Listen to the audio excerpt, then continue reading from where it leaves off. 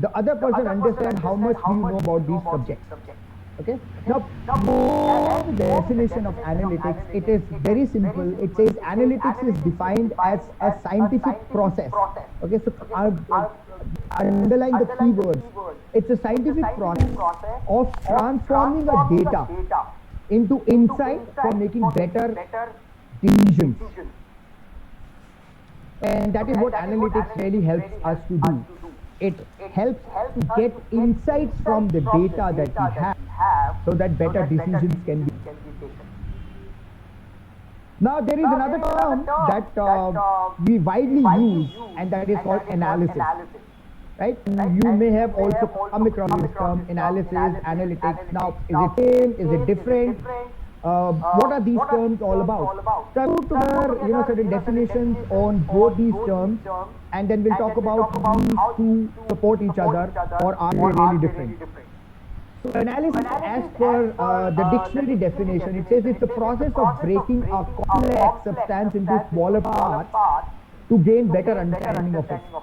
It is a technique that has been applied in the study of mathematics and logic since before Aristotle. So even before 382 BC, these things have been in use.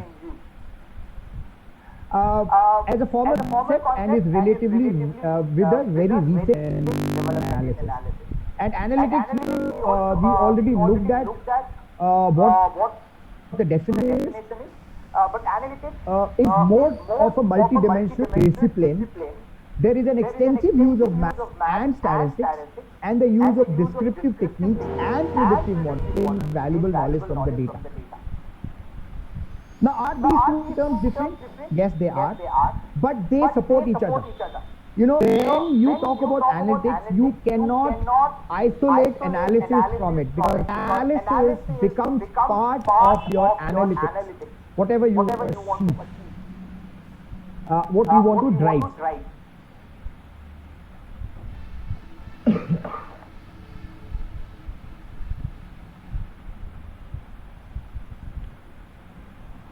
Now, there are various analytics model techniques that are talked down, and as we speak, a lot of other scientists are defining new terms, new terminology, new technologies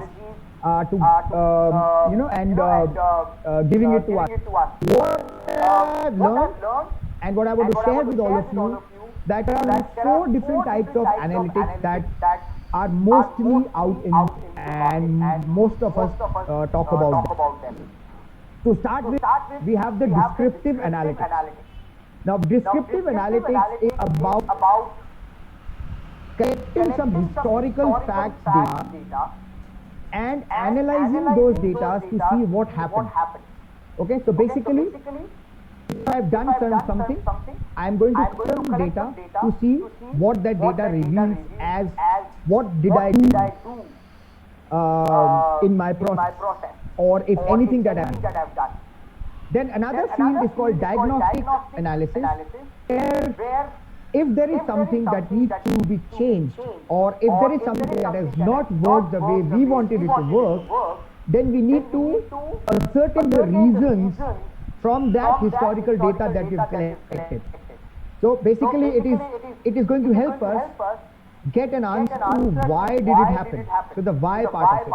So what happened and why did it happen. Then another field is called predictive analysis. What is going to happen in future? So by collecting historical data, we're going to put those data sets into certain models, certain statistical models, certain machine learning techniques to predict the future. That if something happened in future, can I learn from it and predict what can happen in the past and what can happen in the future?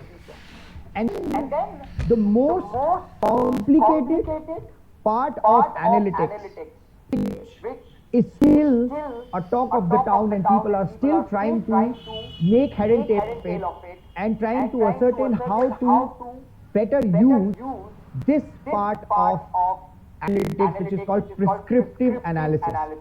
that says that how can we make happen. So I need to do certain things. I need to do certain things differently. By learning from what has happened in the past, how can I use that to say that how will I do my business tomorrow, or how will I do certain things that I've done in the past in a different way tomorrow. So basically, prescriptive analysis talks about recommendations, decisions, using some optimizations and simulations. I'll just take a few seconds pause to see if anybody has any questions till what we have covered so far. Learners, please stop scribbling on the screen.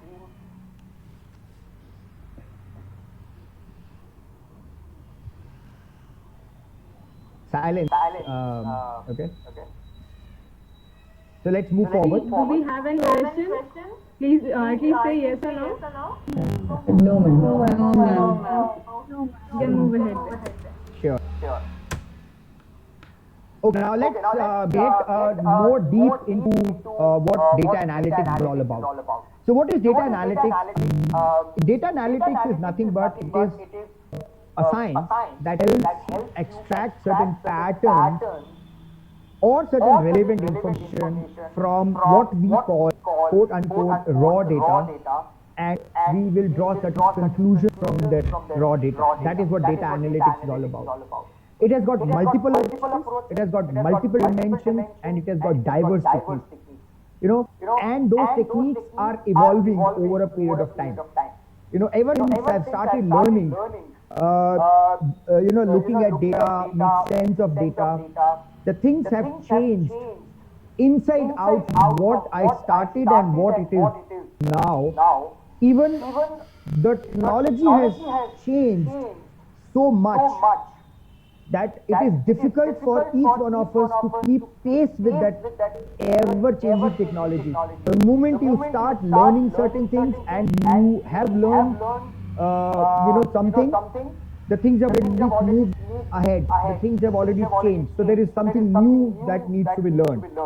But that's exactly what I teach everybody, and I want each one of you to focus on the very basic things of data analytics and then build on top of it. And that is what exactly I also do. So I keep the basics and then I build on those basics as the new methods with which they come in.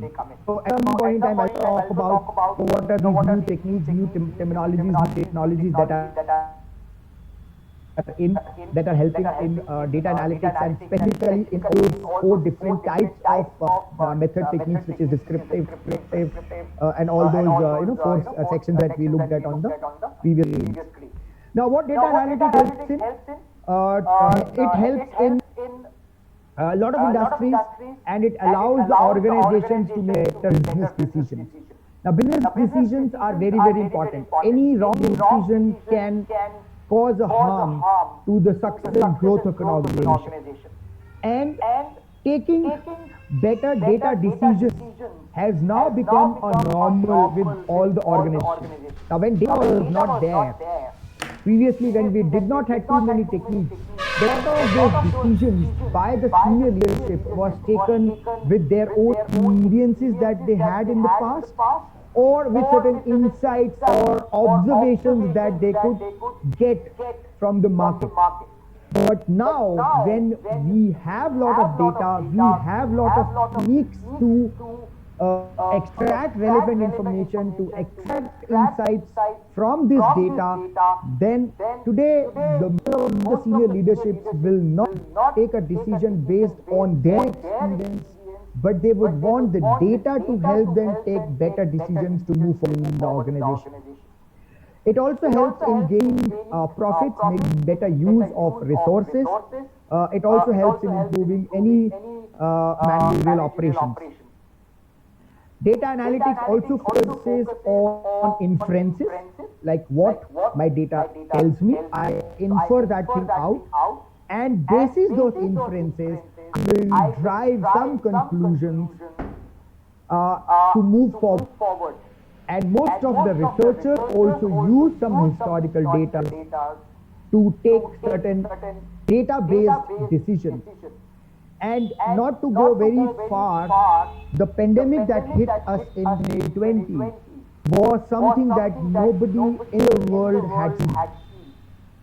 And every science community was of concern as to how this virus is going to behave, how this virus is going to affect us and the globe.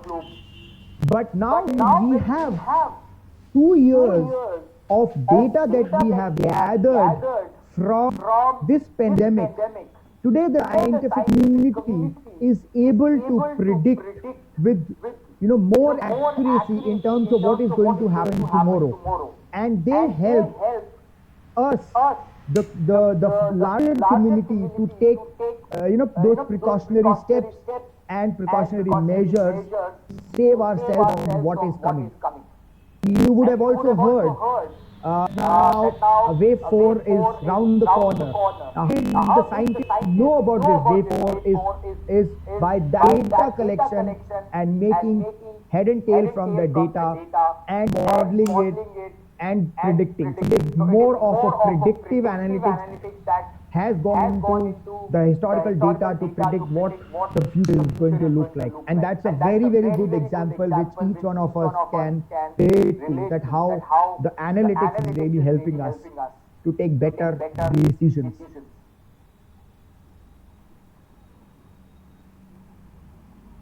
Okay, now, sorry. Bharat, can we remove the scribble and screen from your side? How can I do that? Shalini, can you please help?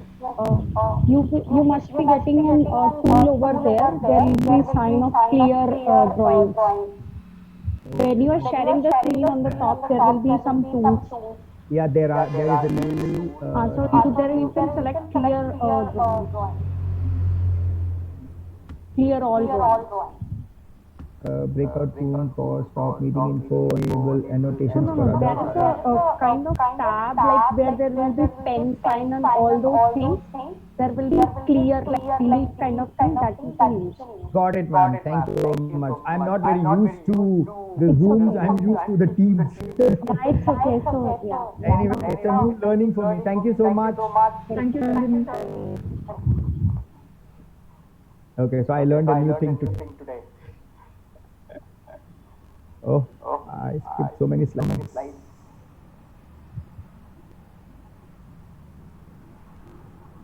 Okay, so we were here. Now, before we actually get into any analytics or analysis, we need to do certain, pre-steps.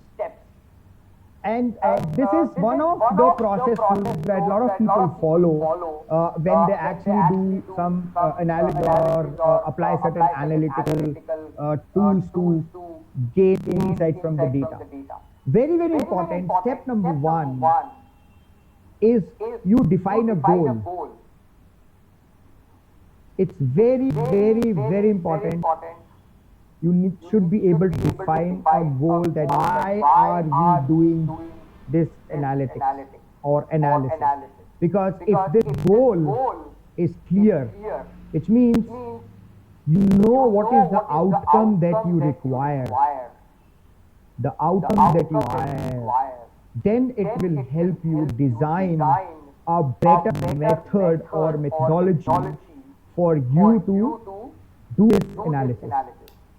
So if you know the outcome, and that is the starting point of any analysis I have learned in my lifetime, you should be able to define a goal. Then once the goal has been defined, then I should be able to identify measurable matrices. Now what is a matrix? Matrix is something that helps you understand if you are moving in a right direction. I'll take an example. Let's say I walk from my home to my school or my college or my office, as the case may be. And I take 20 minutes to cover the distance from my home to whatever place, school, college, or anything. Now, what is the metric here? The metric is the two metrics. One is that I can measure and track is distance.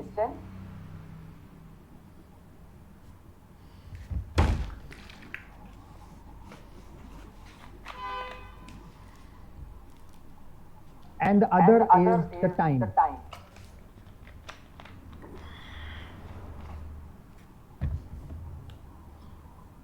Okay. Now, if my goal is to make a change in the distance that I cover, maybe I want a shorter distance from my home to my office or my school or my college, or if my goal is to reduce the time that I'm taking in traveling from my home to my office, then I'm going to identify those measurable matrices. Now, why measurable? Because anything that cannot be measured cannot be proved or cannot be acted on. So we need to find out all those matrices that can be measured so that I know what it is today. Let's say if I take 20 minutes, okay, and I collect this data, so my goal is to reduce the time that I am taking. So I'm going to identify this time as a metric and to travel more specific, and then I'm going to collect some historical data. I'll collect maybe 3 months, 4 months, 5 months, 6 months of data that I actually took from my home to the other destination, and then I'm going to analyze it. And then I'm going to think whether it can be reduced. If yes, then how can it be reduced? And I can use this to predict that if I reduce this time, okay, then how much time can I save in next 1 year, 2 years, or 3 years? So those are the business decisions, because anything that you save is a saving in hard cash. Okay, so if you take a bike and you travel 15 kilometers every day from A point to the B point and take certain time. Now there is a cost involved in traveling the distance. If I am able to save the distance, let's say if I find a better way or a route that saves me 2 kilometers every day, it means instead of 15 kilometers, now I have to travel only 13 kilometers, then I will also the cost of the fuel that I'm using. Okay? So all that is very, very important. So you define a goal and then you identify a measurable metric that is going to help you focus on what you need to collect. Then once that is achieved, then we will list all that we need to collect and extract data from different sources. Then only we will know what data, how much data from which source I will be collecting. Once this collection is done, okay, then we are going to explore and analyze the data. Now this is also a step which is not very straightforward. The analysis, the analytics will always depend on, again, what is the goal and what is the type of data that I have collected. So we'll also look at data types and all of it, because those are very, very important things to know beforehand you jump into any analysis or any analytics. Now we are moving with the analysis part of it. We're going to interpret and we're going to visualize the data. Now data visualization is also an important step in analysis, because visualization means putting data in pictures.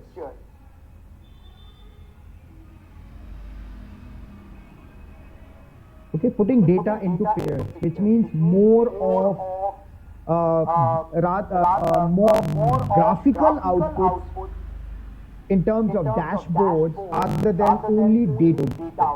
So we'll also learn different visualization methods. How do we make data, convert the data into pictures.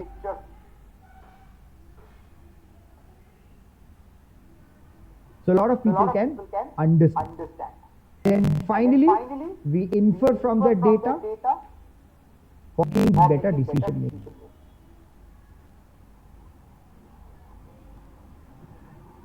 A few seconds pause to see if things are okay, they're bouncers, you're not able to understand anything. Any questions?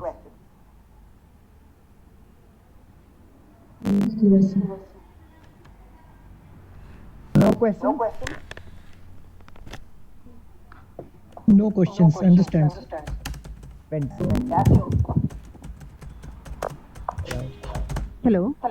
Yes, Hi, sir. Can you hear me? yes, absolutely I can. Okay, sir. So my name is Jyoti. I have a doubt. So how the data analyst process is different from these data analytics? Could you make a little bit difference between these two terms, like data analyst and data analytics? Data analysis and data analytics. Okay, fantastic. That's a very good question. Coming little late, but then still welcome. Let's say, I'll take an example. Okay, I run an organization, and my organization has got 100 employees. Okay, who sit and answer calls. So in a term you can say I run a call center. Okay, where I only get inbound calls. I receive calls. I've got 100 people who are taking calls. Now I want to do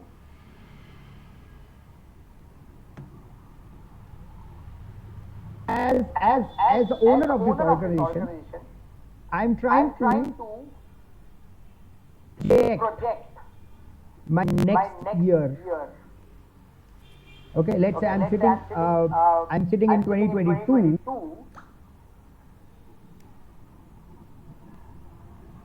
and I want some projections for 2023, that how will my organization grow and how much growth I can have. Okay, question is clear? Okay. Yes. Now how do I do this?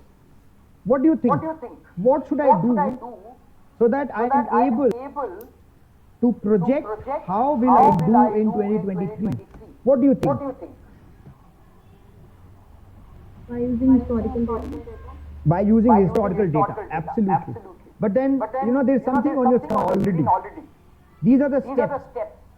These steps will not change with any analytics or any analysis. Okay?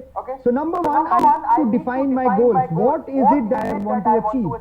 Now, when I say growth, I should be very, very clear or very, very particular in terms of what do I mean by growth. Am I growing my organization in terms of the revenue? Okay, is it revenue? Is it number of people who are working? So today there are 100. Is it, do I need 150? Do I need 200?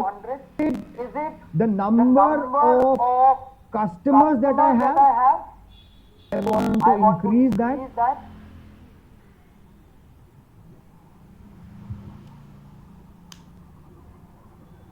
Okay, so I should be very clear on what is it that I am going to look at. Now, revenue is something that every organization will always look at increasing. Okay, so need a steady growth year on year.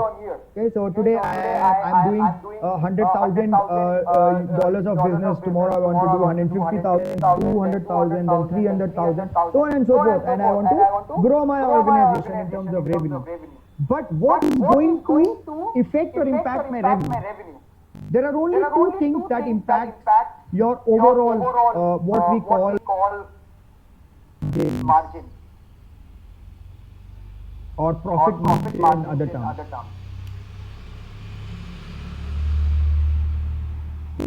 Okay? Profit margins or margins. One is revenue and the other is cost. How much you put in your business and how much you earn of it. So when you subtract, you get your margin. So this is what every organization strives for, a better margin. Okay? So revenue is something that needs to be increased, cost is something that needs to be reduced. Now today, if with 100 people, I am able to answer 200,000 calls every month.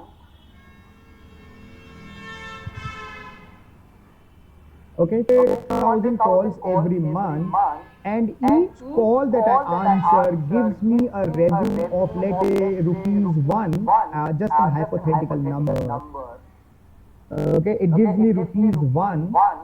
But in order to maintain these 100 people, a facility and all the related things of these 100 people, I am spending 75 paise out of it. My margin that remains is only 25 paise.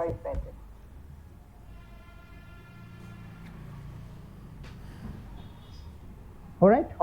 Now I want this margin to increase, which means either I increase this or I reduce this. Right? Now in order to increase this, I should be able to increase this. In order to reduce this, I should be able to reduce this. You understand what I'm saying? Is it clear so far? Hello? Yes. Yes, sir. Okay. Now, how should I approach? Number one, I will have to identify feasible metrics. Okay, so in terms of growth, in terms of number of people, in terms of number of calls, there are many more things into it. So every call that lands will take certain time. So people take certain time to answer those calls. Let's on an average, people take 2 minutes to answer a call. And everybody does at least 8 turns shift. And these are all hypothetical numbers. Okay? When we actually do a real calculation by collecting historical data, the numbers may change. But then just an hypothetical calculation. If people are taking 2 minutes, 8 hours, I can quickly multiply and find out how much time is available. If everybody takes at least 2 minutes, and how many calls I answer, right? Now if my target is not to increase this because I'm not going to get new customers, or I'm not going to get new business from the existing customers, in order to increase this margin, I will have to reduce these numbers. So I will have to go and find out, can I reduce these numbers? Which means that instead of 2 minutes, I will have to focus on reducing this time further to maybe 1.5 minutes or 3 minutes, I don't know right now. Okay, and that is exactly what I'm going to do. So I'm going to collect a lot of data. I'm going to collect a lot of data, and I'm going to do analysis, to mark my words here. I'm going to do some analysis on this historical data to find out what has happened. Okay? Which means that I'm going to use my descriptive analytics at this stage. Analytics cannot be achieved unless I analyze this data. So I have to do many more things when I collect this data, to set the data right, to collect the right kind of data. I need right number of data points to be able to make certain conclusions, and then I'll have to set this data so that I can run some analysis. Now if I know that if I reduce this time, I have 100 people taking 2 minutes in 8 hours and taking X number of calls, but if I reduce the time, okay, to 1.5 minutes, the same number of calls in 8 hours, I would need less people. And I can run those models that if I reduce this time to 1.5 minutes, if I reduce this time to 1.5 minutes, if I reduce this time to 1 minute, how many people would I require? And that is part of analytics. I'm using this data that I've analyzed to run some analytical model to predict the future. You understand the difference now?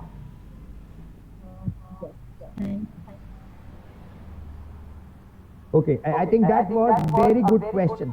Very, very good questions. Keep asking these kinds of questions. Having said that, this is not that easy. But I'm also not saying that this is difficult. All we need to do is just learn this and put that into practice. The more you practice, the more you will get better at it. And it is the only mantra I can teach. You can gain knowledge from anywhere. You can gain it with me right here on this class. It is not enough time for us to get to the depth of this subject, but whatever time we have, we'll utilize to at least get a good start. And once you get that good start, do not stop your acceleration. Keep building, adding on to the knowledge that I'm going to give you in the 2 sessions that we are together. And then keep exploring and keep practicing, what you learn in the 2 days. Are we good? Can we move forward? Yes. Fantastic. Thank you. Okay, now we need to do a step back, and we need to learn something that we think we all know what is data. Yeah, we all know what is data, right? Yes. Do you know what data is?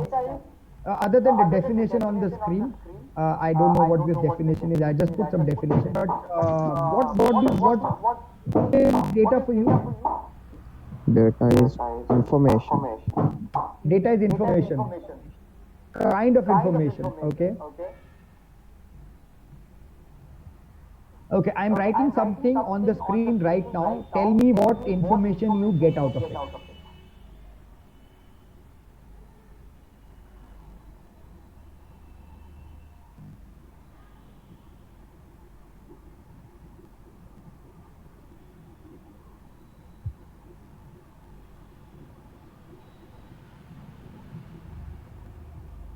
So I've written something on the screen.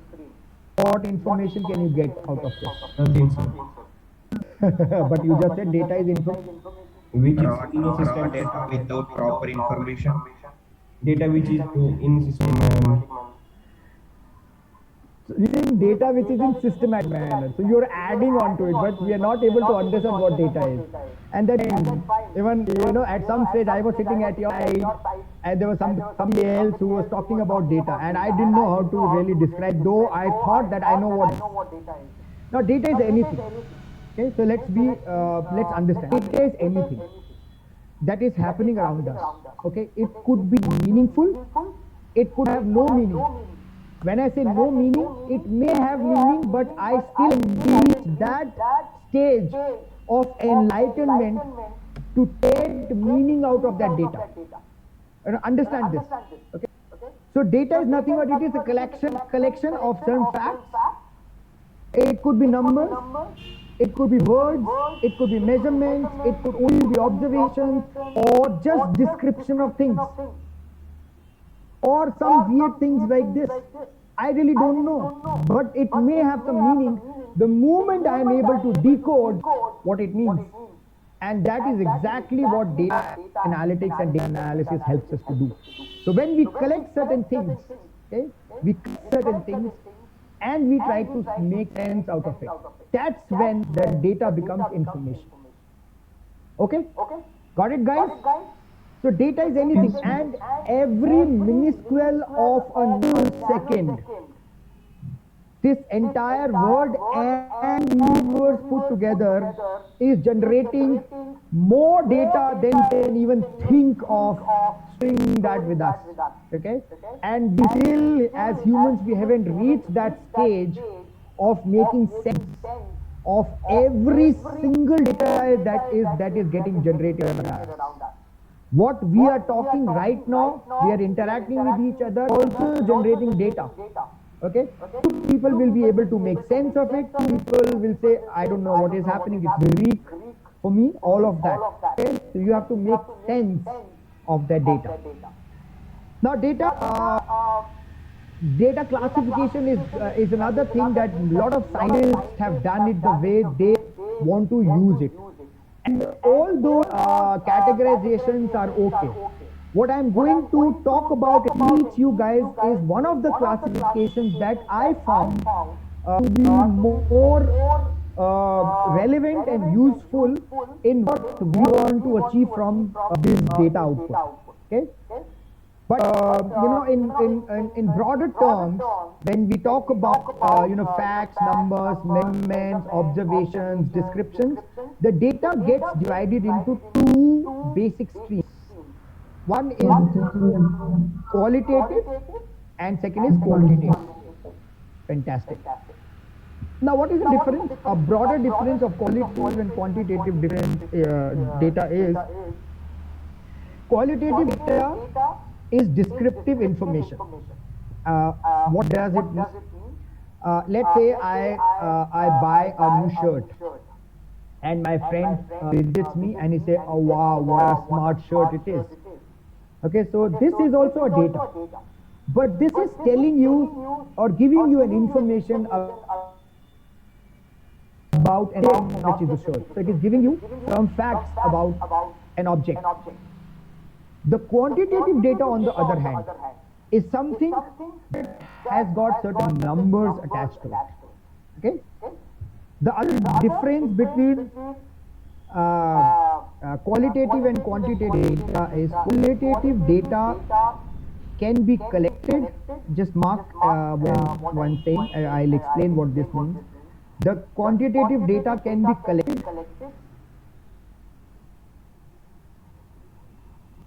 but it can be analyzed. I cannot analyze a qualitative data in the form it is. Okay, so let's clear the shirt. I go out and I want to collect that how many people say it's good shirt, not so good shirt, or very good shirt, or excellent shirt, or even the color of the shirt. So how many people say they like it? Some people will say they don't like it. Some people say it's the best color I've ever seen.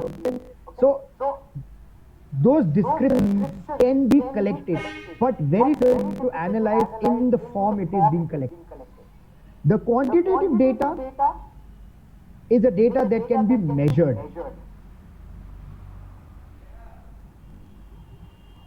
Or counted. Measured or counted.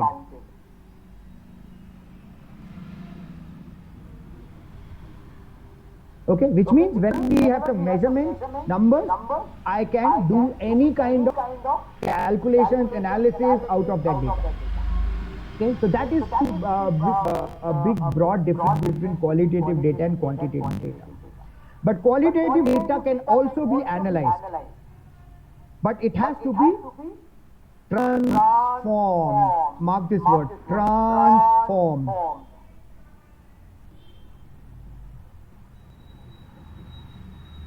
It has to be transformed from qualitative side to quantitative side. To help you understand with an example of the same shirt. So I have collected data out of the 200 people I met today. 50 people said it's a very good color. 25 people said they didn't like the color, and rest of them they said it's okay color. So I've got now numbers, right? I am transforming this descriptive information into some numbers, into certain categories of good, bad, ugly, right?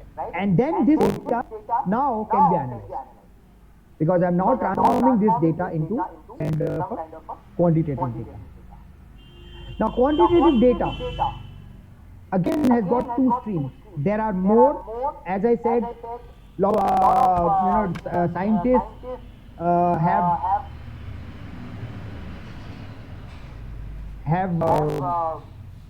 done categorization basis their use.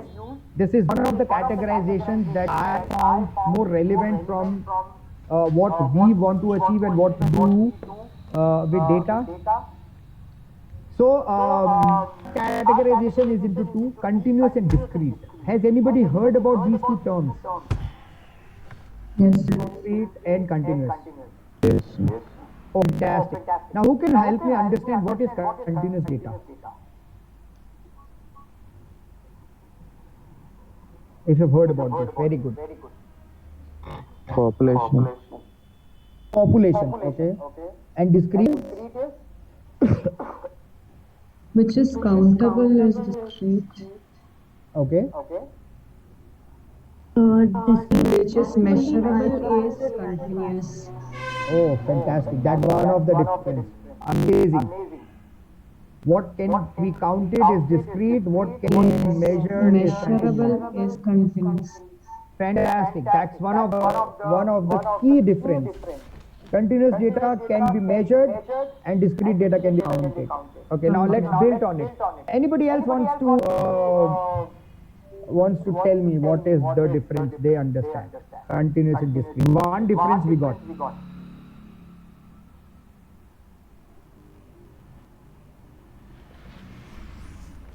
Anybody? like weight of students in class is a continuous data. Weight of students in a class is continuous data, While number of students in the class is discrete. That's a very good example. Okay, fantastic. So now I am going to teach you this difference in a different way, and I can bet if you understand this and remember, you will never ever forget in your lifetime that what is the difference. Let's come back or come out of it as measurable and counted. Okay, so we'll focus on the measurement right now. We're not using count data, but we are measuring on measurements. Okay, so continuous data is the data that can be measured using an instrument.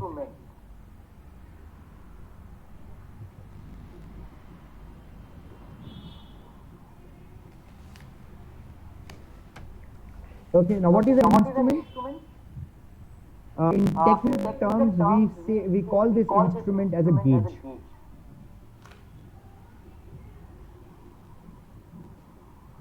We call this as a gauge. So any data that you measure using any instrument, for example, weighing scale, the measuring tape, okay, pressure gauge, thermometer. Whenever you use any instrument to measure a data, that is continuous. If you are not using any instrument or a gauge, it is discrete. That is how I have learned the definition. If I am using an instrument to get this data, then the data by default becomes continuous. Okay? And anything which is not has not come out of a gauge or an instrument becomes discrete. Simple way to understand. But continuous data has got certain properties as well. Okay? And so with discrete, so we'll look at the discrete properties. Let's learn what continuous data is. So continuous data cannot be measured accurately at any given instant.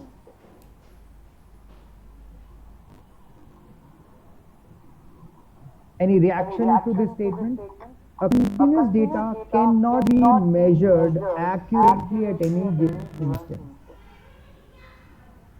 Any reactions to this? Like population. No, let's not talk about population. Population, I don't use any instrument. That's not continuous data. Yes, maybe some errors can occur when we measure something, a minor error will be there also.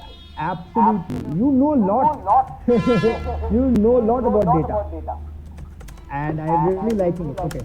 So, I'll take an example so that the rest of you can understand. Let's say you have a center table in your house. And you have a measuring tape. Now you give this measuring tape to 10 different people to measure all the 4 sides of a table and write it on a piece of paper in isolation. And when you come back and you want to see if all the measurements of all the people is same, I can bet that at least 2 to 3 measurements will be different. Okay, now why would that happen? There are number of reasons to it. And some of those reasons could be, the way people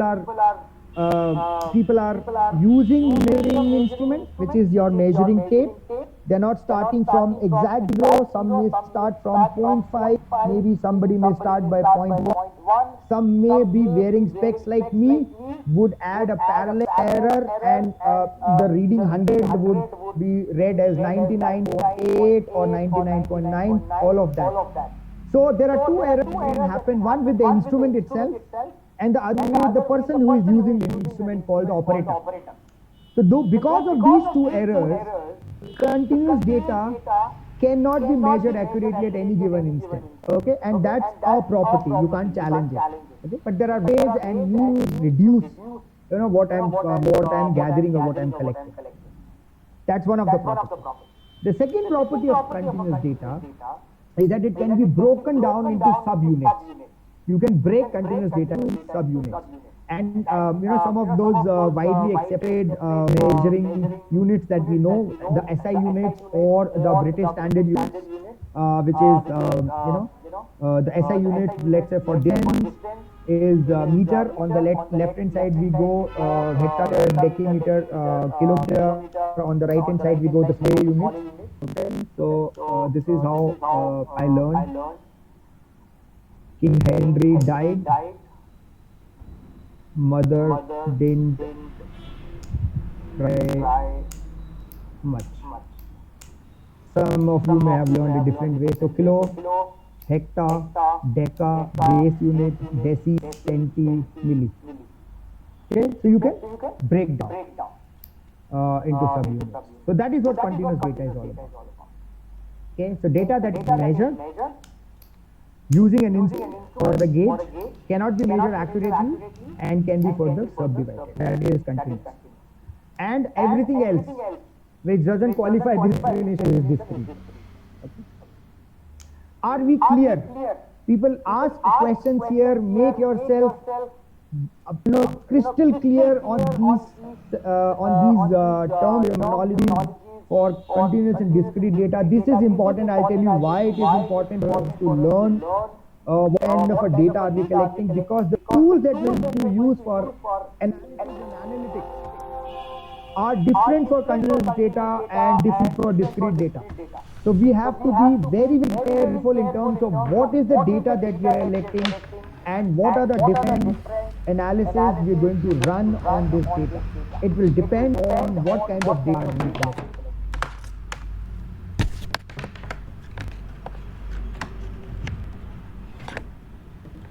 Hi, sir. Hello? Question is, can we use cluster data in data analytics? So those are terms that we will learn little later. Clusters and all of that. So that is part of your analytics. Okay, sir. Okay. Creating clusters out of data and all that is something that we do with discrete, and we can do with continuous. We use it with discrete data.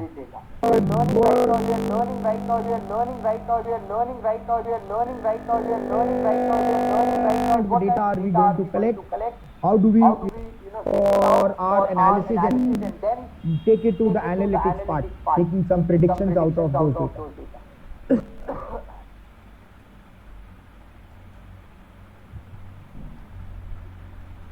Any other question?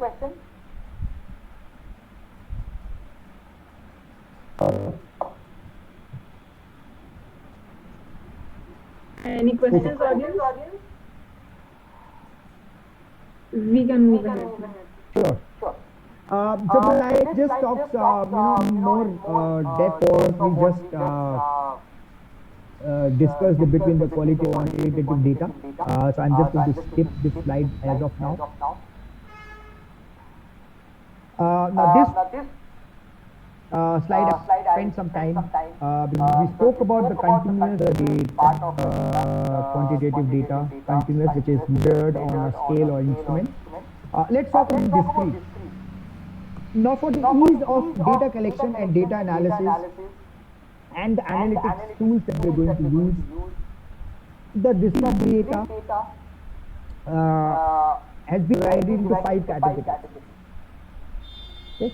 Now this is, again I'm saying, this is how I have learned, understood the segregation between continuous discrete and different discrete categories by the usage of the tools that we're going to learn for our analysis. Way more different subgrouping that is there are different terms that different scientists use to find their own categories, and that's okay, that's fine.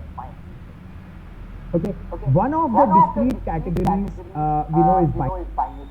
Binary is basically zeros and ones, only outcome symbol, whether it is on or off, whether it is up, down, is in or out, it is fused or not fused.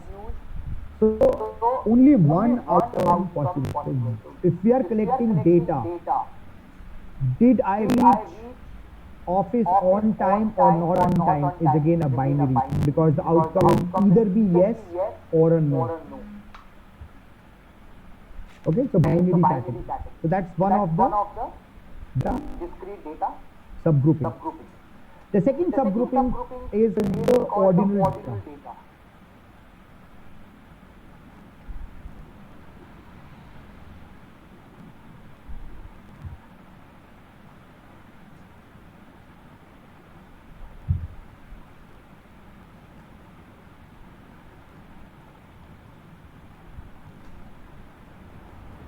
Ordinal data. Now, ordinal data means in certain order. Ordinal has two categories: unordered categories and ordered categories. Okay? Category means here it says rank. Let me explain what does this other category and ordered category means. So I am collecting the data on certain products that I market. So let's say I've got 10 products, and I want to find out how many people they like each type of this product. Okay, so for example, I say product 110,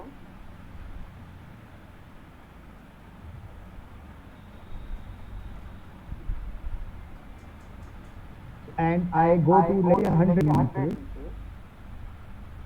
and I ask which product do you like. So he says he likes one, somebody else says he likes two, then one says he likes two, then he likes three. So I collect 100 sets of data.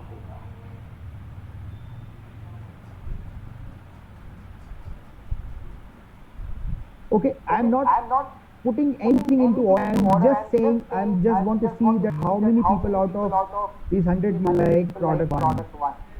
Or maybe, I a flower shop, and I want to find out what are the top flowers that most people buy. Okay, so I collect data. It is in no order, but those top 5 flowers that people buy. But when I move, when I say go ask which is the top selling product, which is second top selling product, which is the third top selling product, fourth and fifth. The moment I try to put a rank to this or rating to this data, I move from unordered category to an ordered category.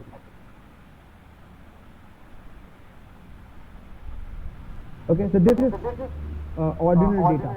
No rank data is just useful for just a data collection. Doesn't give too much of meaningful information, but when you move it to the other category, you get certain good amount of information out of this data, which is the top selling which is the top selling item in my cart, what sells more on Monday, what sells more on Tuesday, what sells more on Wednesday. All of that is ordinal data in certain rank or order.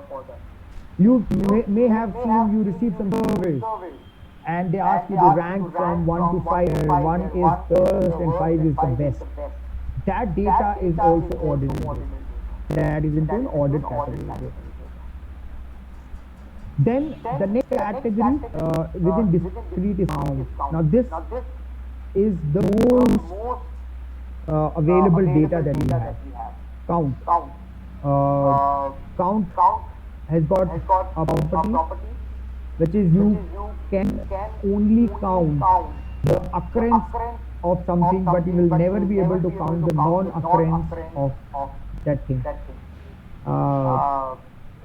I'll take an example to explain what do I mean. So counting numbers, there is whole number starting from 0 and till infinite. That is what count that is. But you can only count the occurrence. What has occurred, you will be able to count, but what has not occurred, you will not be able to count.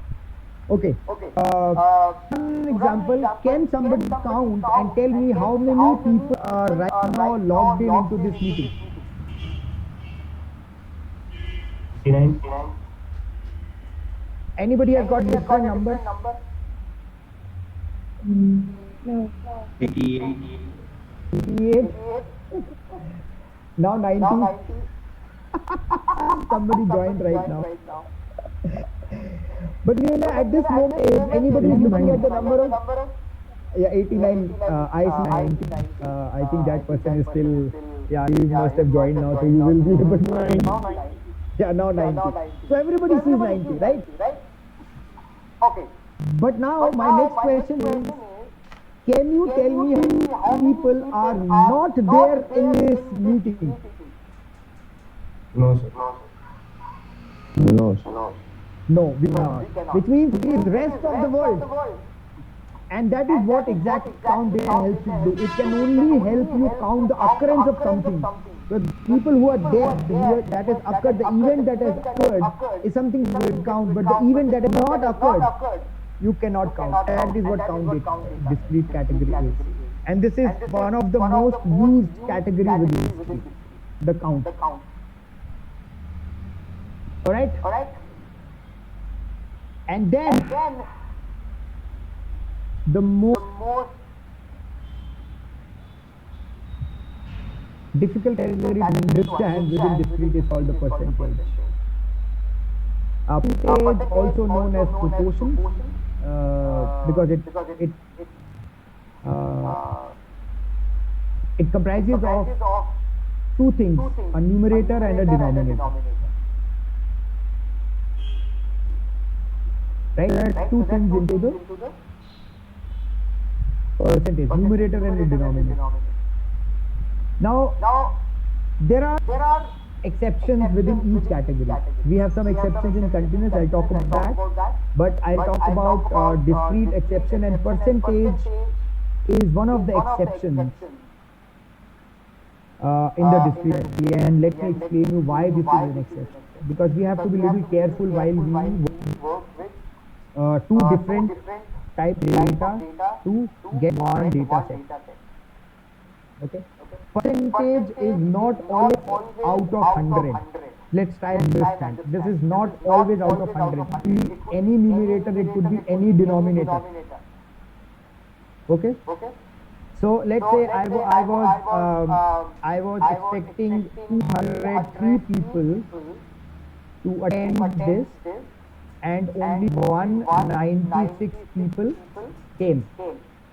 This is again an example of a percentage. I can convert it into percentage. I can do this, multiply this by 100 to get the percentage. That is how we do, right? That is how we learn how to get a percentage. You divide and you get a percentage. Now, why this is an exception? Because sometimes the numerator and denominator, something helps us decide what is going to be the output. Now there are three combinations that are possible in the percentage when we derive a percentage. There are three combinations or proportion, as I prefer to call this as proportions rather than percentage. Proportions. Though we always term it in form of a percentage, but I prefer to call it as proportion. Okay? Proportion. Now let's look at what are the three possibilities of numerators and denominators. Now first possibility is that my numerator is going to be discrete by discrete.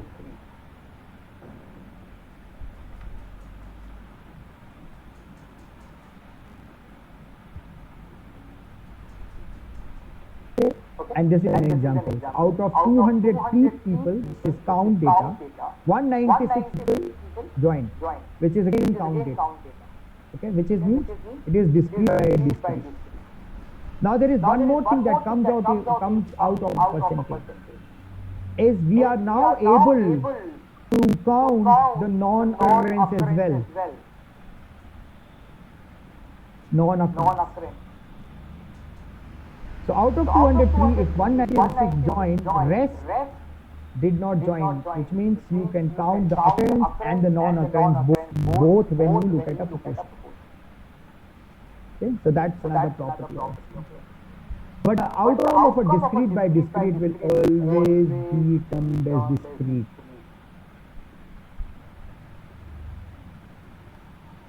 Okay. The second possibility is either your numerator or your denominator becomes continuous. So it could be either continuous by discrete or discrete by continuous, or vice versa. The outcome becomes continuous. Because this continuous data will give its continuity to the discrete data and make it continuous. So this, you have data where you have either your numerator as continuous and denominator as continuous, this no longer remains here. Move to this side. Okay, this proportion moves to this side. I'll give you an example. I have got 10 people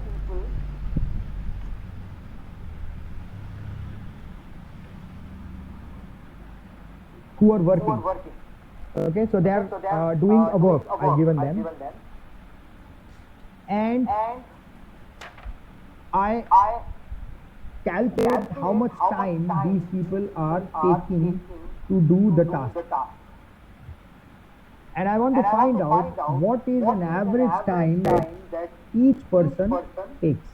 Now in order to get this, I need two data points, two different data points. One is how many number of people, and the second is how much time each of them has taken to do the task. So let's say each person gets 10 tasks to do.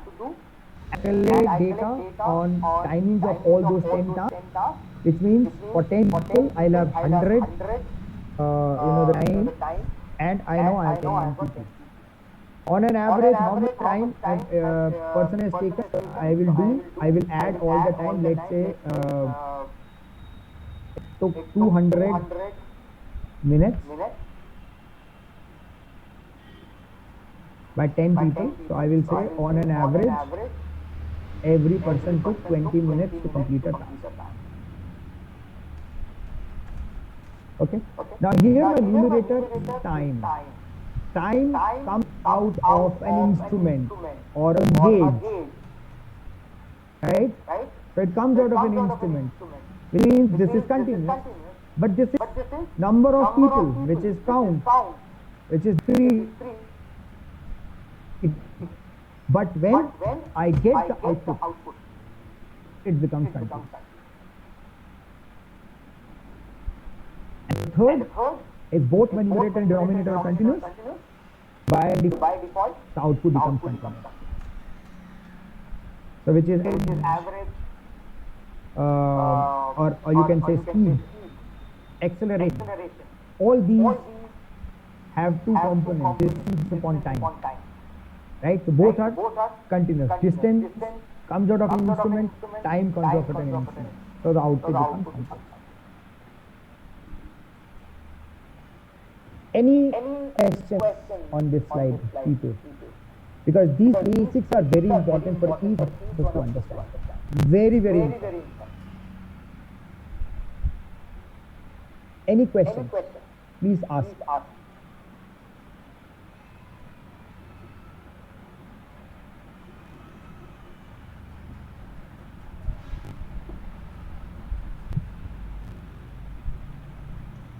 All right, that is no question. We can move forward. Now, whenever we do some analysis, there are two things that we will always measure. We would always measure because those are these two things that are going to help us get certain insights into our data. And you will hear about these terms a lot when it comes to data analysis, or specifically analytics part of it, when you are trying to model or you're trying to do certain descriptive analysis of your data, or even you're trying to do some predictive models, trying to build some models to forecast, predict the future. You will learn about all these terms, and these terms are a little important for us to understand some key statistical measurements.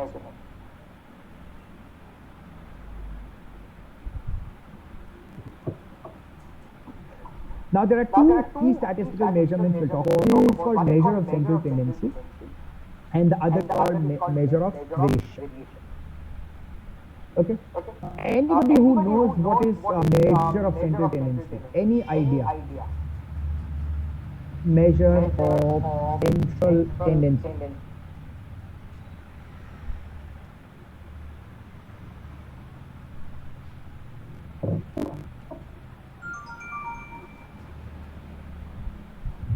Different center points.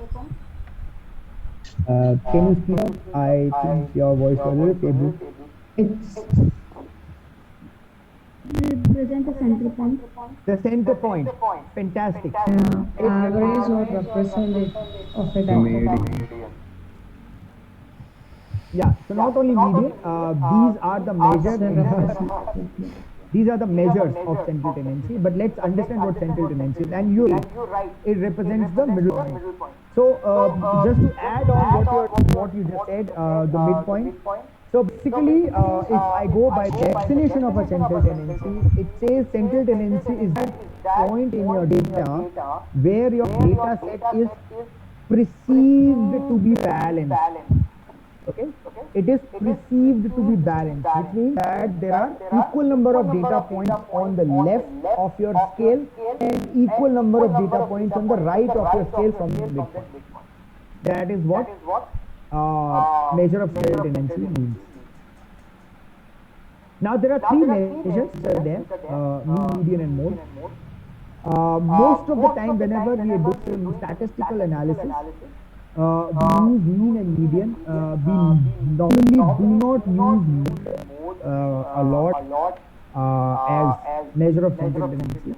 One thing that I've learned, and there may be different uses of mode, but something that I've learned from my guru is mode is basically used when you need data in whole numbers. Most of the time.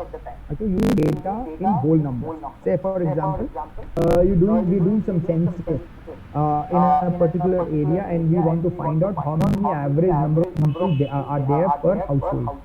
Now if it comes out and says there are 4.6 people per household, it may not make a sense in decimals. I may then use mode because I am collecting data in numbers. I go house to house and find out how many people live in somebody's in some house. There are 4 people, some 5 people, 10 people, 4 people, 2 people, and then I take a mode, which is most frequent value, and then I say that is, on an average, there are 3 people or 4 people per household that live in that particular area. So for my statistical analysis, I've never used mode. Not saying we cannot, but I haven't used mode, and I have been advised not to use mode for my statistical analysis. But I've always used mean and median for all statistical analysis. Do we understand what mean is? What is mean? It's average of the data when you sum the observations divided by the total number of observations. Very good. So you said it is average. Yes. And yes, that is average. Mean is equal to average. You do a Google search, 99.9% times you will find this as an output as mean is a synonym of average. But there's something I learned, and I'm not saying that what I've learned is right or wrong, but I just still want to share one thought which I learned between mean and average. And I think 2-3 slides down the line we'll also talk about this concept. When you collect large data, basically when you have data for a population data is always very large.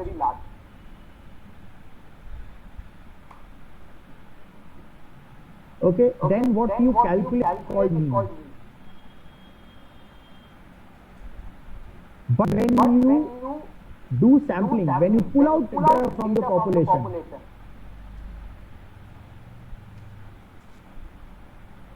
and you take samples, then what you get is called average. That is some difference that I learned. I'm still saying it is right or wrong. I really don't know, but I really I like what this article said, because when you take portion of data from them and then you try to calculate, if I may say mean, then there is chances of errors in your calculation, because it is still not a population. You may sample it indirectly, you may pull out samples which may not represent a lot of your entire population. Then you may end up doing some errors, and hence they say that somebody said how to calculate average is add all your data points, correct? Yes. And divide by the number of the data points. Okay, add all your data points and divide by the number of those data points. And when we actually, this article said when you do an average, you don't always divide by the number of data points, but you divide by one less data point.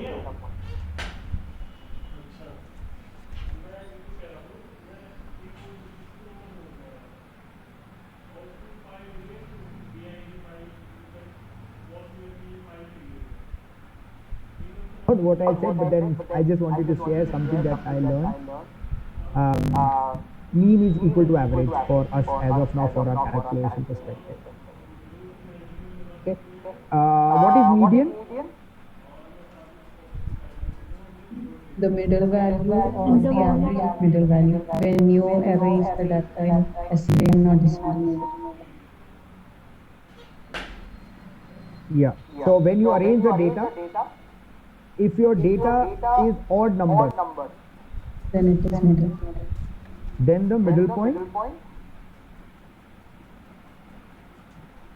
But if it is Even then average. Average middle gross num.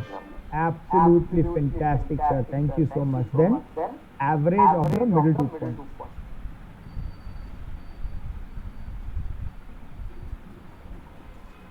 Average of midpoint. Fantastic. Now my question is, it's a very obvious question, that whenever I collect some data, I have to decide on a measure of central tendency. Now why it is important? Because let's say if I want to compare two data sets, okay, I have 100 data points in one data set. Let's say this is the time that people have taken to do one call. And then I've got another set of data from another team, again of 100 people, the time that they took. I want to compare who took the least time. Now I can't compare each sample with all the samples here and each sample with other samples and similarly on the two samples. It is very difficult.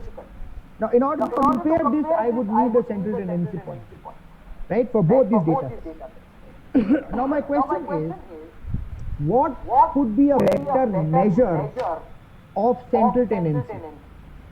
Because both are central tendency, mean and median. Should I use mean? Should I use median as my central tendency to compare these two data sets? How would you react to this? Yeah, it gives me. It is better.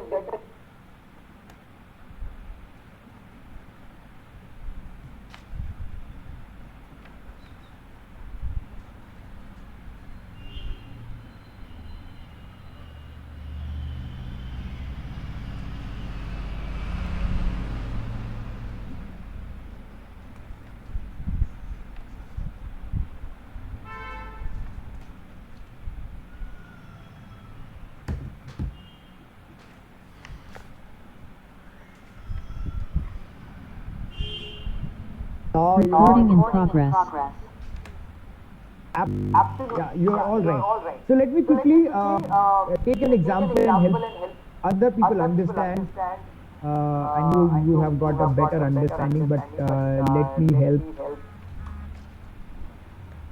people. So let's say I've got these 5 data points in a sequence 1, 2, 3, 4, 5. What is the mean of this data point?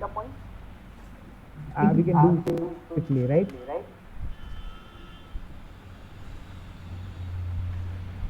Three. Very nice. So mean is equal to 3. And what is the median? 3. Median is also 3. Fantastic. And there is no mode, so we are not talking about mode here, right? Because you cannot calculate mode, there is nothing repeating. But we have got 2 central tendencies, mean or median. Okay, I am writing another data set.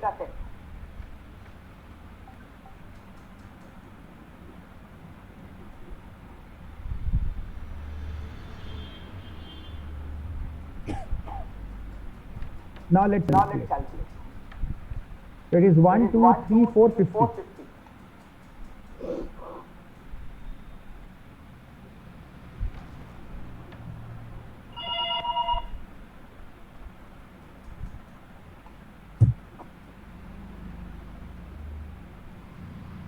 What is the mean of this data point? 12. 12.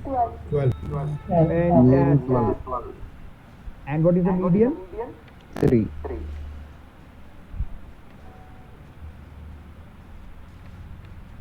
Everybody else is on the same page, my friends.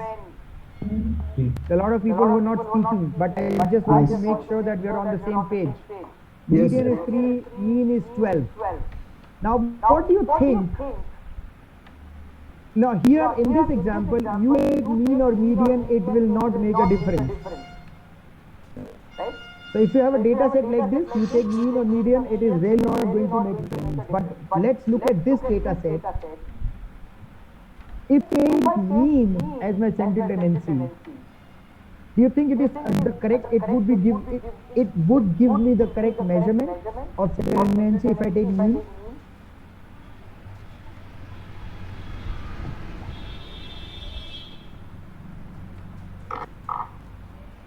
Yes, no, maybe?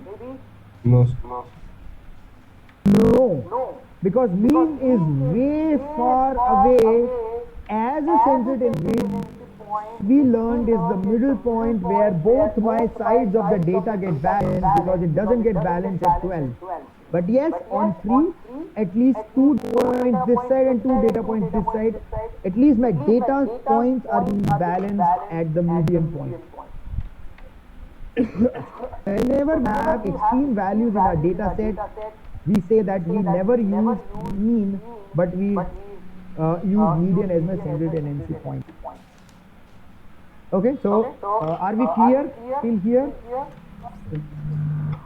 Okay, let's look at the other side of the standard called variance and standard deviation. Now these are the measure of variation, but let's understand what variation is. Anybody who knows what variation is can explain How the data is spread. No, difference. Like is amount of dispersion. dispersion, spread. Yeah. Okay, if a layman has to understand what these technical terms are, then I understand what you said.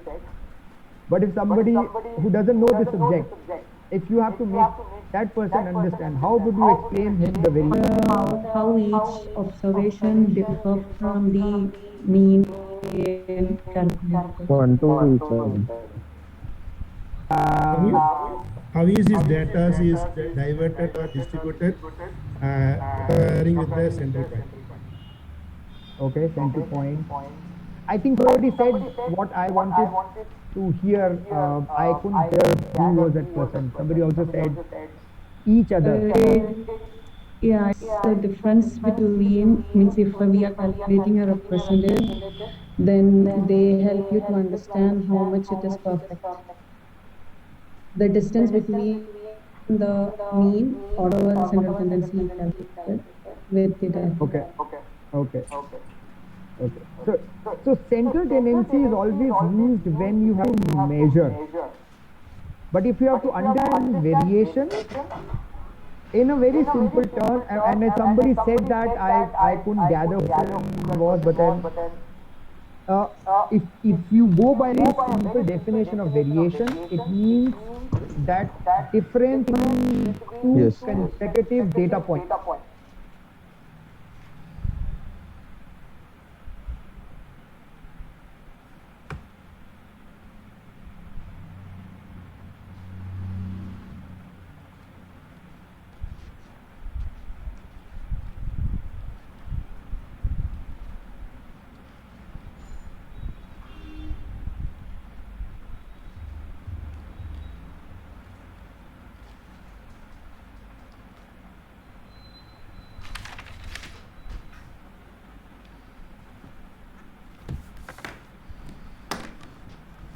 Recording in That's when progress. the central tendency or the central point comes into picture. And you're all right. I'm not saying you're right or wrong or what your knowledge is incorrect. It's all correct. Now what is variance? So this is one of the measures of variance.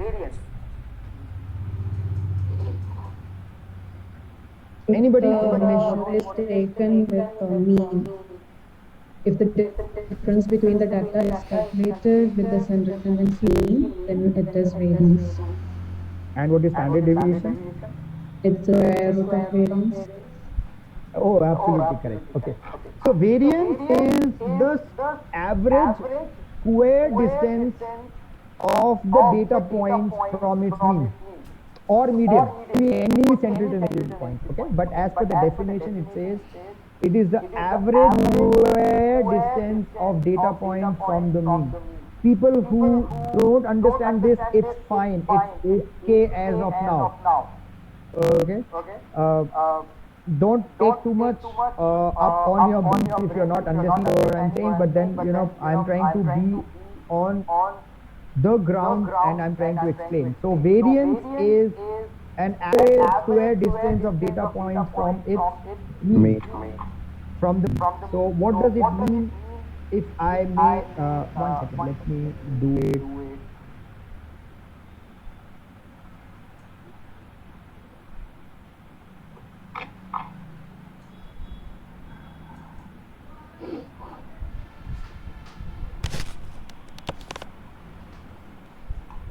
My spreadsheet visible.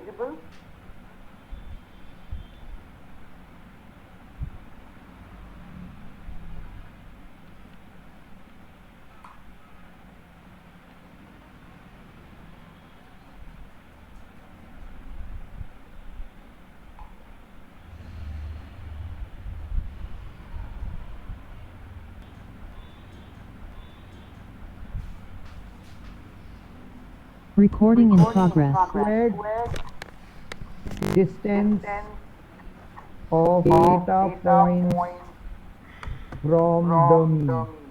Let's understand this.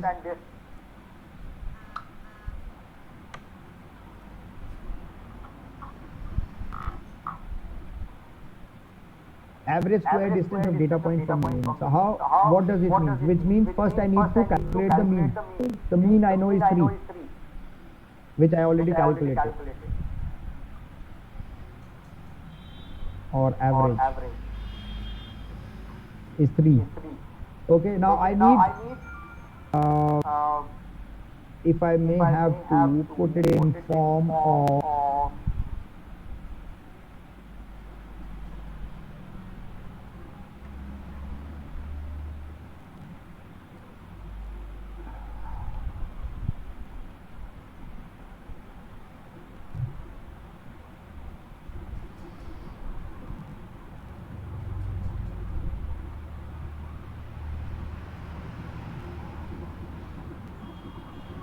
so in form of a statistical formula,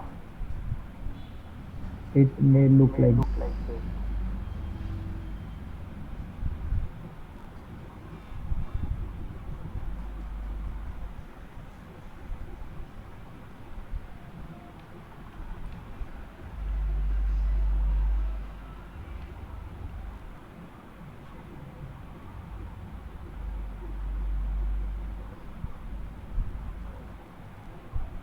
Okay, so it will look like this.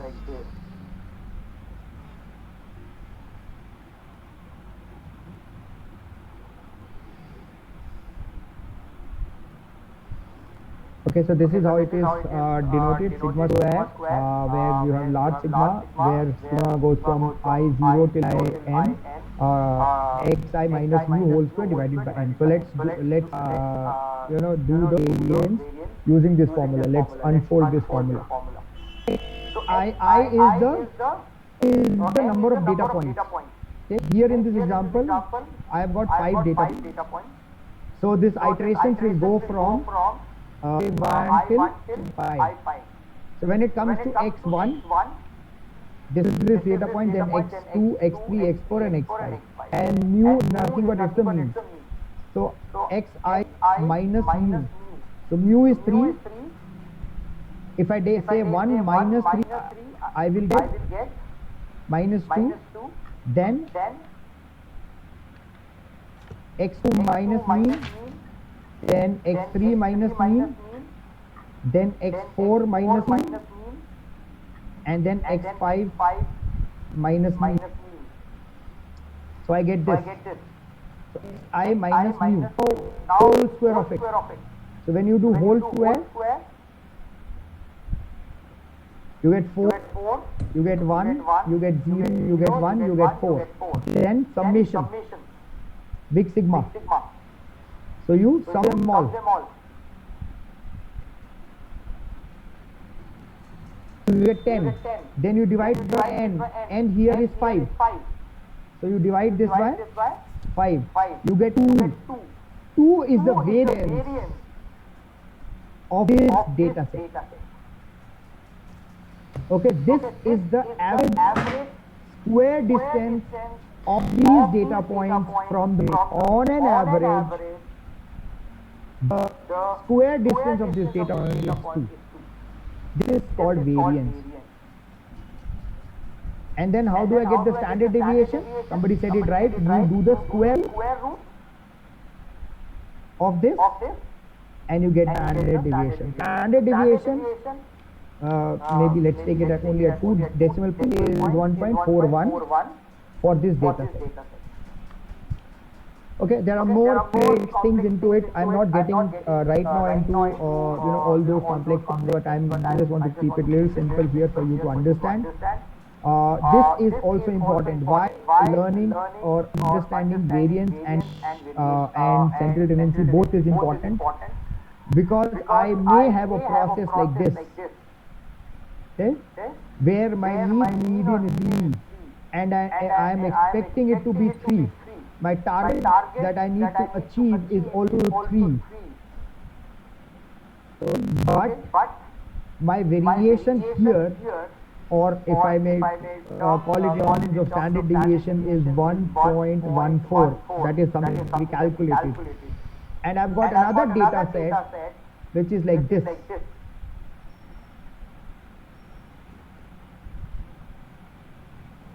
Okay, so what is the mean for this data set? 33333. What is mean? Yeah. Even you are scared of saying. Yeah, mean. What is median? 3. 3 on. And what mode? 3 only. So difficult to get this kind of data set. These are all hypothetical data sets. And then, you know, the central tendency for these two data sets is the same. If I have to compare these two data sets, right, 1, 2, 3, 4, 5 and 3, 3, 3, using only central tendency, then I would say there is no difference. Because mean median is 3, mean median is 3. But still there is a difference in data set, and that difference can only be found out when you calculate this side of your data, which is the variation.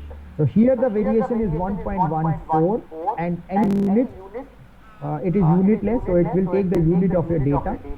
But here in this data, my variation is 0. There is no variation, right?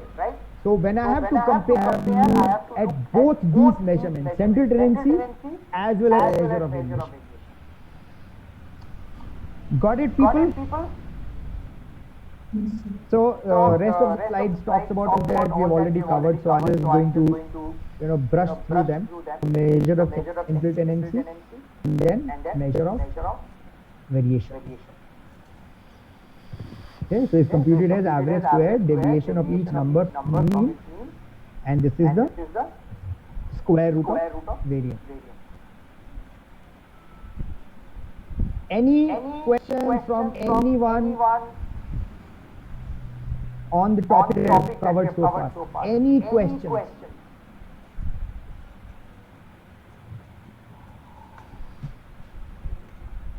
Okay, are you liking this session? Yes, sir. Okay. Anything that you learned new?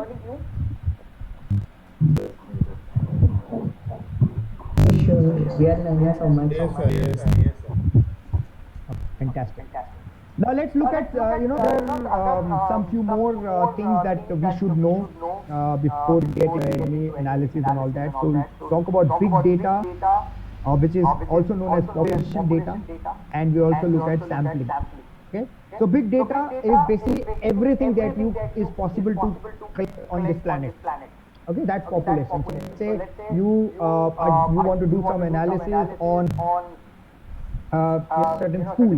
So a school has got 3,000 students, and you collect data for all the 3,000 students for all the years that school has been in existence. That's called the population data or the big data. But collecting big data or large population data sometimes becomes difficult for immediate analysis, right? We rely on samples. I'm not saying we cannot collect or we should not collect big data. But sampling is the technique of taking a portion out of this big data using certain sampling techniques, and then we can do some statistical inferences on the data point. Now when we use traditional tools like Excel or any other tool, then it becomes very difficult for us to do any analysis on the population or big data. Now in order to do that, in order to work with big data, we would need new technology. We would need new tools to be able to do that. And few of those tools that recently I have learned, and there are many more that are coming up. One is using R, Python.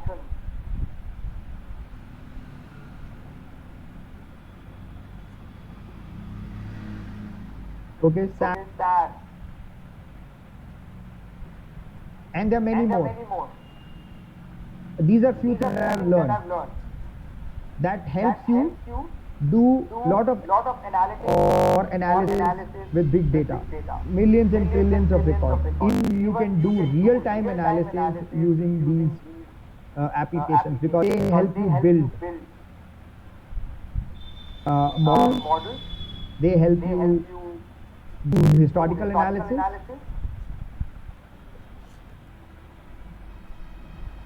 Okay, they also help you do predictive analytics. They help you with every aspect of your analytics. Okay, so You need to learn programs. You attach your data set to these programs, and you can do all those analysis, which are not possible. I'm even saying difficult, but not possible using Excel. Excel has got limitations. So whenever I'm using Excel or certain other tools that I've learned, is called Minitab, to do a lot of statistical analysis. Then big data become difficult.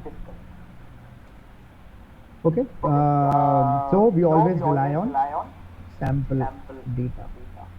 I have a module in sampling, but I do not have too much time at hand to really run you through different sampling techniques. But be rest assured, there are sampling methods which we use to pull out data from the population for our analysis purpose. Okay, so when it comes to Excel, we rely on samples, not on big data.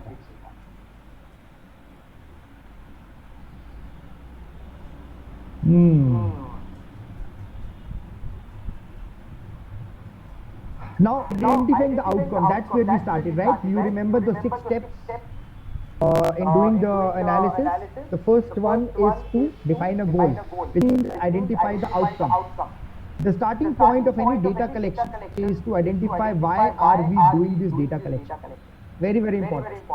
So, what questions do you want to get answers to? What are the desired outcomes? What matrices you want to collect data on? Now you understand what matrices are. What are the data types? Now you also understand what the data type is. Is it continuous or discrete? Or if it is discrete, then what kind of discrete data? How are we going to measure this data? If it is continuous data, how are we going to measure it? Are we going to use some automation or automatic tools to collect this data, or are we going to use the manual way of collecting this data? How are we going to measure it? Any of the related conditions that I need to know. So if I am collecting data for people sitting and taking calls, I need to collect other data. Say for example, there is a person who takes 2 minutes to do a call. There is another person who takes 1.5 minutes to do a call. There is another person who takes 5 minutes to do a call.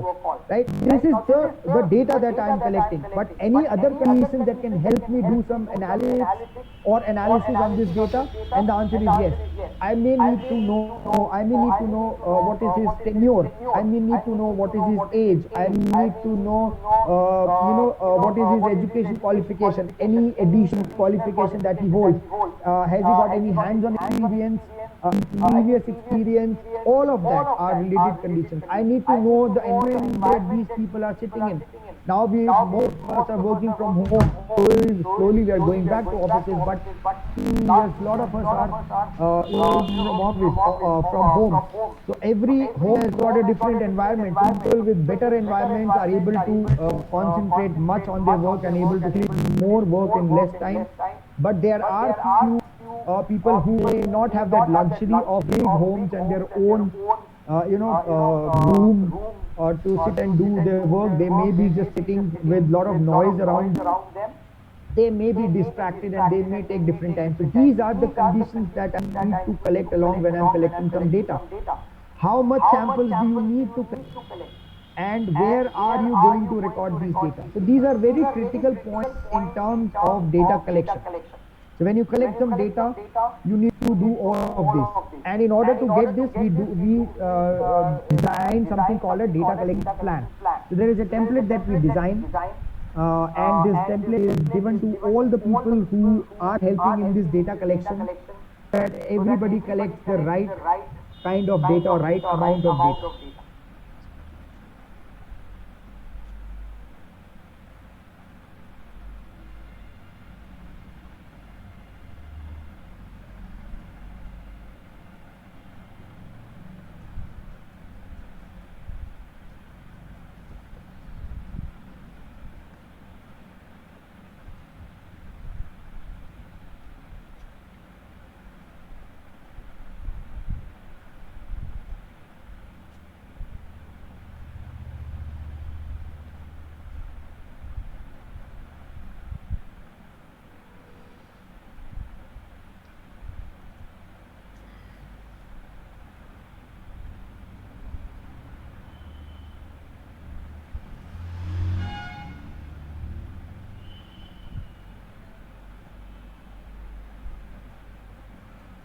Recording in progress.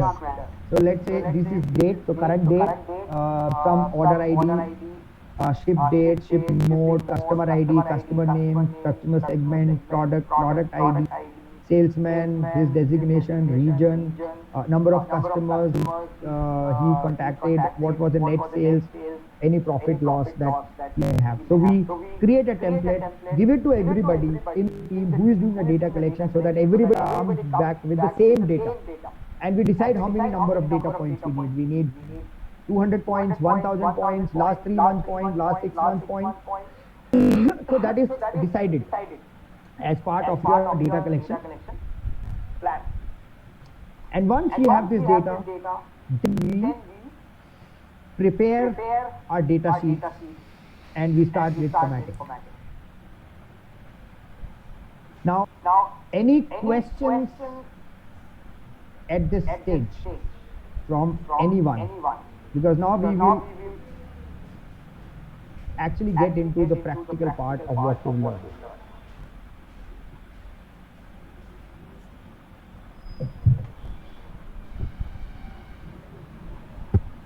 I hope you have all downloaded those templates from the shared drive, because that is the activity that we will do tomorrow.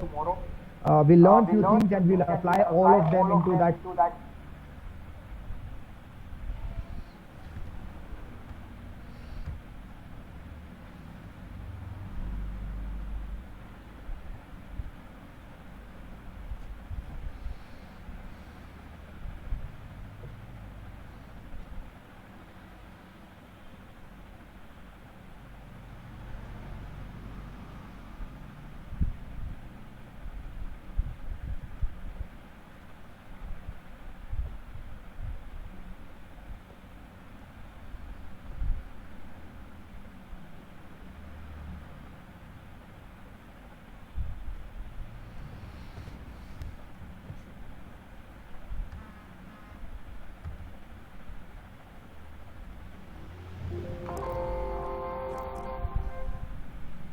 Recording in progress. My expectation is whatever we learn can be applied on those worksheets also, and when you do it yourself, that's when your retention becomes more easy. Okay, but today we will touch base with few things. I'm going to talk about it, and when you get this presentation, you will also get all the files that I'm going to use when I teach you. So all these collections will help you keep to that pace or keep your learning alive. But the only thing that you have to keep the learning alive yourself. So you were mentioning that we'll be doing a sampling of the entire population on Excel tomorrow. So No. We're not going to do sampling. I already have we're going to use that sample data to do analysis. Okay.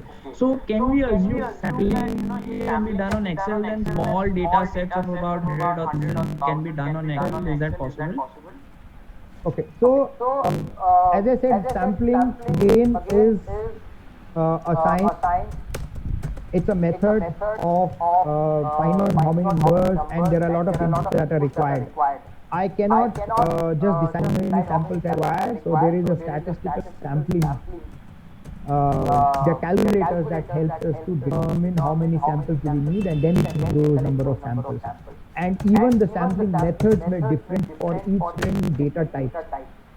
That is another thing that we, that's another topic, around an hour's topic that we learn how to sample, and then we also have sampling calculator. Maybe what I can do when I share this presentation, I'll also send across a sampling calculator, which you can use. Otherwise, there are a lot of sampling calculators. You can Google sampling calculator. You can download an Excel file from internet. All sampling calculators will use the same way of doing the sampling. Tomorrow, if we have something, I may run you through some sampling calculators. What are the different inputs, and how do we decide, and how many samples can be useful. Yes. Wish we could also have a lot of time to learn how do we do data analysis because that is the need of the hour. But having said that, I'm not saying that we can't use Excel for doing a lot of things. We still can use. So I just had a question. What are the upper limit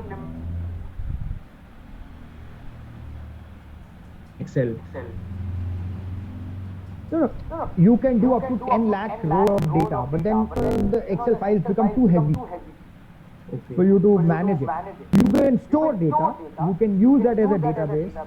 So if I look at a blank Excel file here, there is 10,48,576 rows of data, and if you want to look at how many columns, XFD around 1,600 some odd columns. So if you multiply this, it is over 11 crore data points that you can analyze. Correct? It's huge data, but then it becomes, the Excel files become so heavy, unless you have computers which have 30 gigs of RAM and lot of space for you to work along. It becomes different. Even smaller files like 40 MB, 50 MB files becomes very heavy for me. Even when I do my reporting and my dashboarding, it takes a lot of time for me to even manage those 48, 50 MBs of data files. So I'm not saying you cannot do a lot of data points, but I'm saying about millions, trillions of records. I'll give you an example. One of the analysis that we do called sentiment analysis. Okay? Now, sentiment analysis is done social media. So let's say Twitter. Very good example. So there is some topic that is getting discussed, and people started, thinking left, right, center. People are sharing, they are commenting, and all of that. And I want to run, a sentiment analysis on there.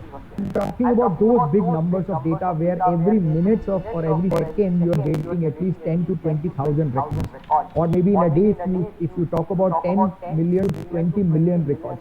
Those records are not possible to do with Excel. For that we need certain other tools like Python or R or other databases like SQL, MySQL, or other big bases where I can store that data and do some analysis.